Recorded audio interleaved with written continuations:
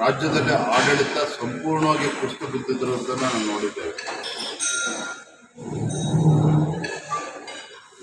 2-3 ದಿನಗಳಿಂದ ನಡೀತಾ ಇರ್ತಕ್ಕಂಥ ಘಟನಾವಳಿಗಳು, ರಾಜ್ಯದಲ್ಲಿ ಮುಖ್ಯಮಂತ್ರಿಗಳು ರಾಜೀನಾಮೆ ಕೊಡ್ತಾರೆ ಅಂತೇಳಿ ಆ ಪಕ್ಷದ ಹೈಕಮಾಂಡ್ ತೀರ್ಮಾನ ತೆಗೆದುಕೊಂಡ ನಂತರದಲ್ಲಿ ಮುಂದೆ ಏನೇನು ಬೆಳವಣಿಗೆಗಳು ಆಗ್ತವೆ ಯಾರೂ ಕೂಡ ಊಹಿಸ್ಕೊಳ್ಳೋದಕ್ಕೆ ಸಾಧ್ಯ ಆಗ್ತಾ ಇಲ್ಲ. ನನಗನ್ನಿಸ್ತದೆ ಮುಖ್ಯಮಂತ್ರಿಗಳು ಇಂದು ಅಥವಾ ನಾಳೆ ರಾಜೀನಾಮೆ ಕೊಟ್ಟ ನಂತರದಲ್ಲೂ ಸಹ ಯಾರು ಮುಖ್ಯಮಂತ್ರಿ ಆಗಬೇಕು ಇದು ಗೊಂದಲಗಳು ಇನ್ನೂ ಕೂಡ ಮುಂದುವರಿತದೆ. ಅಷ್ಟು ಬೇಗ ಇದಕ್ಕೆ ಉತ್ತರವನ್ನು ಕಂಡುಕೊಳ್ತಕ್ಕಂಥ ಶಕ್ತಿ ಕಾಂಗ್ರೆಸ್ ಪಕ್ಷಕ್ಕಾಗಲಿ ಕಾಂಗ್ರೆಸ್ ಹೈಕಮಾಂಡ್ಗಿದೆ ಅನ್ನೋದು ನನಗಂತೂ ನಂಬೋದಕ್ಕೆ ಸಾಧ್ಯ ಆಗ್ತಾ ಇಲ್ಲ. ಒಟ್ಟಾರೆಯಾಗಿ ಆಡಳಿತ ಪಕ್ಷದ ಆಂತರಿಕ ಕಚ್ಚಾಟದ ಪರಿಣಾಮ ರಾಜ್ಯ ಅಂತೂ ಈ ಕಾಂಗ್ರೆಸ್ ಪಕ್ಷದ ಆಡಳಿತದಿಂದ ಕಳೆದ 3 ವರ್ಷ ಆಡಳಿತ ವೈಖರಿ ಹೇಗಿದೆ ಅಂತ ಹೇಳಿದ್ರೆ, ಕರ್ನಾಟಕ ರಾಜ್ಯ ಆರ್ಥಿಕವಾಗಿ,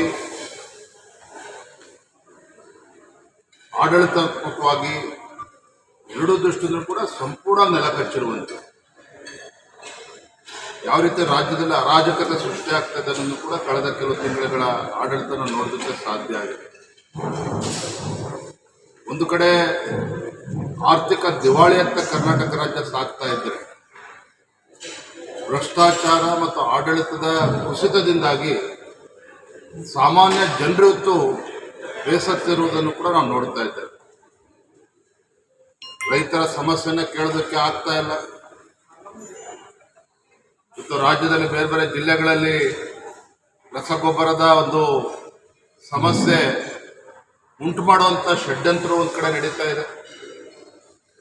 ರೈತರ ಗೋಳನ್ನು ಕೇಳದೇ ಇರ್ತಕ್ಕಂಥ ಪರಿಸ್ಥಿತಿ ಸಚಿವರು, ಉಸ್ತುವಾರಿ ಸಚಿವರಾಗಲಿ ಶಾಸಕರಾಗಲಿ ಯಾರೂ ಕೂಡ ಗಮನ ಕೊಡೋದಕ್ಕೆ ಆಗ್ತಾ ಇಲ್ಲ. ಎಲ್ಲರೂ ಕೂಡ ದೆಹಲಿನಲ್ಲಿ ಬೀಳ್ಬಿಟ್ಟಿರುವಂಥದ್ದು, ಬೆಂಗಳೂರಲ್ಲಿ ಬೀಳ್ಬಿಟ್ಟಿರುವಂಥದ್ದು.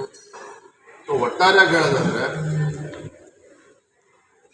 ಈ ಕಾಂಗ್ರೆಸ್ ಸರ್ಕಾರ ರಾಜ್ಯದ ಜನರ ಪಾಲಿಗೆ ಶಾಪವಾಗಿ ಪರಿಣಾಮ ಆಗಿದೆ.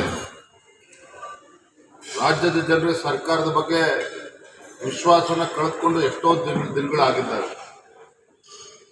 ಹಾಗಾಗಿ ಯಾರು ಮುಖ್ಯಮಂತ್ರಿ ಮುಂದೆ ಆಗ್ತಾರೆ ಯಾವುದೂ ಕೂಡ ರಾಜ್ಯದ ಪರಿಸ್ಥಿತಿಯನ್ನು ಸುಧಾರಣೆ ಮಾಡ್ತದೆ ಅನ್ನೋ ವಿಶ್ವಾಸ ನಮ್ಗೆ ಯಾರಿಗೂ ಕೂಡ ಇಲ್ಲ, ರಾಜ್ಯದ ಜನತೆಗೂ ಕೂಡ ಇಲ್ಲ.